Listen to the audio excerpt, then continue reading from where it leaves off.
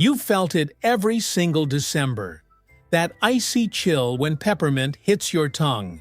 Your mouth feels like you just bit into snow. But check the temperature.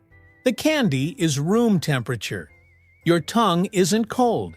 Nothing is cold. So why does your brain insist you're freezing? The answer is buried in 300 years of manufacturing accidents, starting with a German choir master who just wanted children to shut up. The year was 1670. A choir master at Cologne Cathedral had a problem.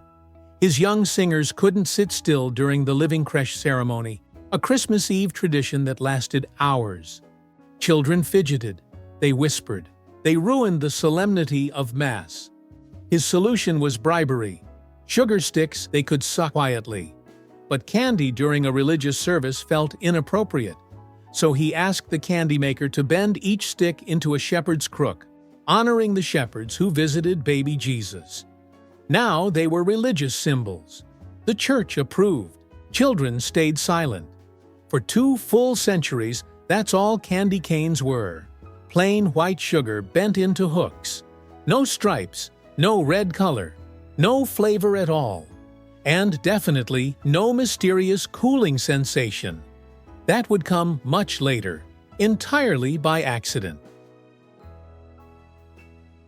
Sugar syrup becomes workable candy only within a narrow temperature window. Too hot, it flows like water, impossible to shape. Too cool, it shatters like glass.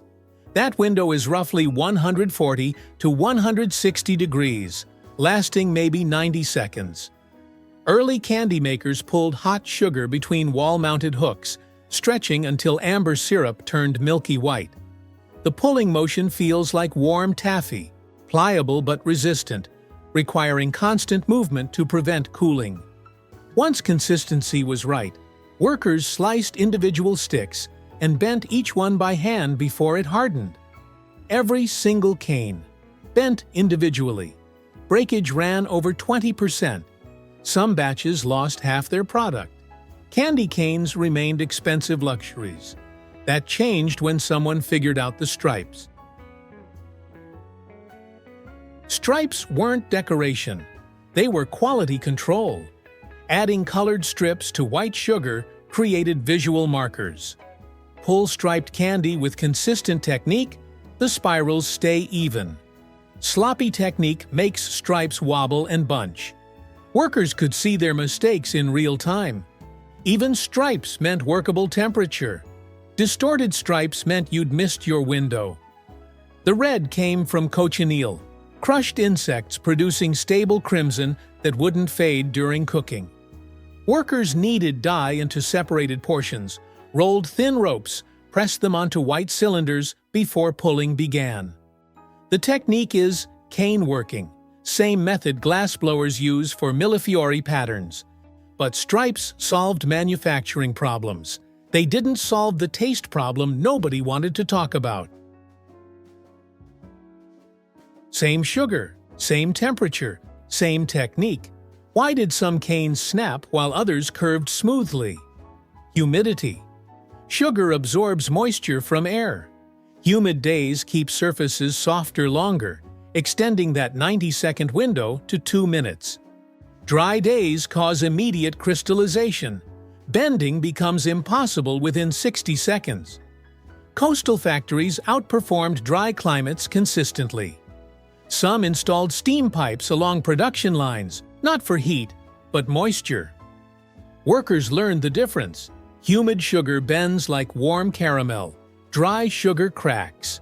Humidity control and the Keller machine, invented by a Catholic priest in 1957, finally enabled mass production. But mass production exposed a problem that smaller batches had hidden. Early sugar refining was crude. Trace impurities survived the process. Compounds that created off flavors, slightly bitter, sometimes metallic. In small batches, these notes were faint. At industrial scale, they became impossible to ignore. Customers noticed. Complaints mounted.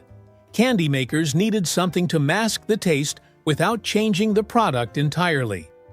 The solution came from apothecaries who had used peppermint oil for centuries to hide the bitterness of medicines.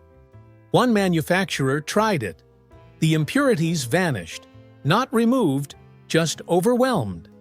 The intense sensation of peppermint dominated everything else. Sales exploded. By 1910, peppermint candy canes were standard. But nobody stopped to ask the obvious question: why does peppermint feel cold?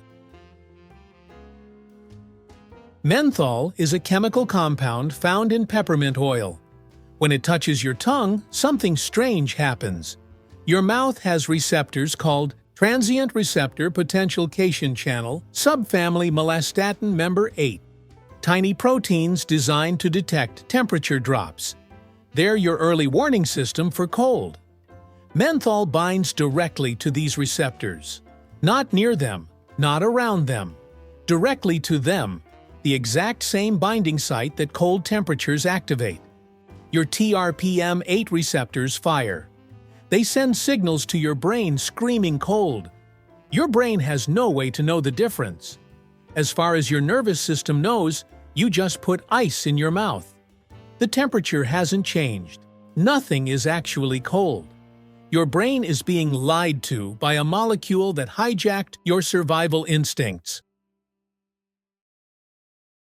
350 years of accumulated accidents in every single candy cane. A choir master's bribe became a religious symbol. Hand-pulling created white color.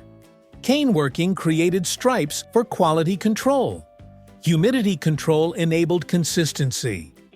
A priest's machine enabled mass production. And a cover-up for manufacturing defects accidentally hijacked your nervous system. Every element you associate with candy canes, the hook, the stripes, the flavor, the chill, emerged from someone solving a problem that had nothing to do with Christmas. The original candy cane was just bent sugar. Everything else is centuries of patches, fixes, and one molecule that learned how to lie to your brain. Next time you unwrap a candy cane, pay attention to that cooling sensation. Your tongue will insist it's cold. Check the temperature. It's not. That chill is a 300-year-old manufacturing cover-up hijacking the same receptors that warn you about frostbite. The candy isn't cold. Your brain just can't tell the difference. Every December, millions of people put room temperature sugar in their mouths and feel ice that doesn't exist, including you. How does that candy cane taste now?